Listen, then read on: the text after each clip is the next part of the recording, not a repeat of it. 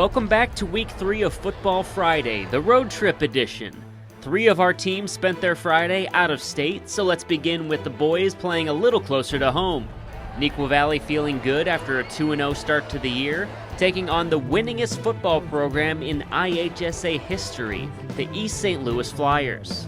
Let's jump to the second quarter, Flyers leading 16-14 and punting from their own 11. Receiver Juju Lovett also acts as the punter, which means that plays like this are always a possibility. The dynamic athlete takes it from his own end zone, 89 yards down the sideline for a touchdown. Incredible. 22-14, East St. Louis leads.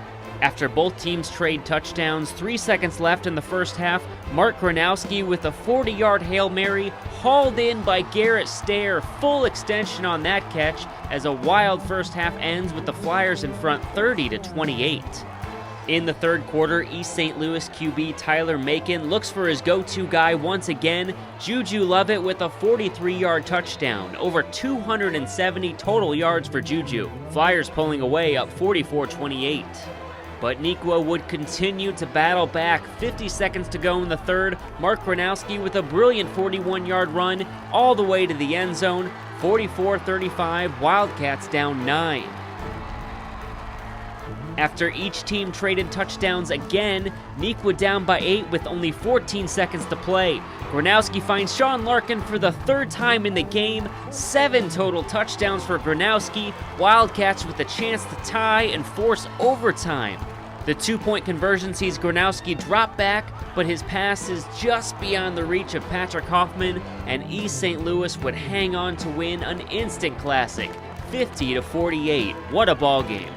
Metea Valley with a long road trip of its own as the Mustangs made the long trek down I-55 to face Belleville East. The young Mustangs hope to continue their improvement against a winless Lancers team, trailing 7-0 when sophomore southpaw Logan Frederick places a beautiful pass from 18 yards out right into the arms of fellow sophomore Jalen Johnson to tie the game at 7. Later in the first half, Mustangs take their first lead of the season on this C.J. Wilcox touchdown run, 14-10 Mattia in front at the break. After the Lancers took the lead in the third quarter, C.J. Wilcox continues to make plays for the Mattia offense. His second touchdown of the game puts MV up 21-17 heading into the fourth. 176 yards in the game for Wilcox.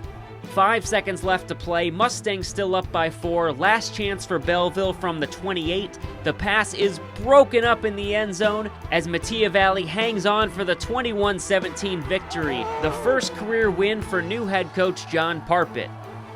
Benet Academy back at home for a second straight week. The Red Wings welcome new conference rival St. Ignatius to the Benedictine turf as both teams look to start the year a perfect 3-0.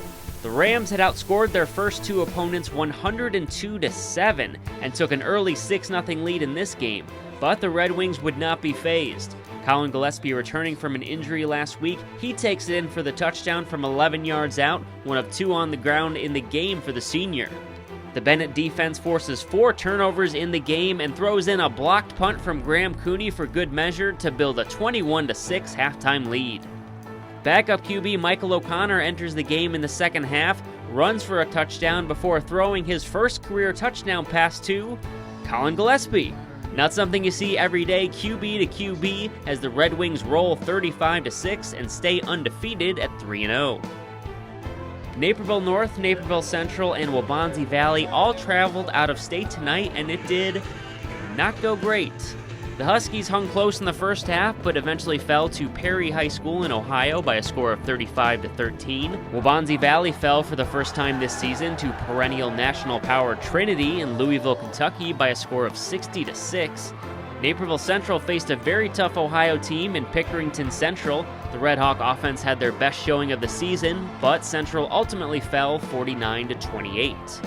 So let's look at the updated DVC standings, which did not change much except for Metea Valley jumping right into the middle as the lone winner this week. DeKalb lost big to Edwardsville. We should see some more movement next week with the start of conference play. Speaking of which, it will be nothing but DVC matchups the rest of the year for these 6 teams. Waubonsie Valley's on the road for the 3rd straight week, taking on Naperville North. Naperville Central hosts Mattia, and DeKalb visits Niqua Valley. The CCL ESCC Orange Division finds Benet as the lone unbeaten team. Nazareth defeated Fenwick while De La Salle lost to Marmion, and St. Lawrence lost a 34-33 thriller to Joliet Catholic. 2 interdivision matchups make up the schedule for Week 4, with Benet Academy looking to move to 4-0 on the road at De La Salle, and St. Lawrence hosting Nazareth. We'll be back next Friday with the highlights from all 6 of our teams with the start of conference play. For Football Friday, I'm Justin Cornwell.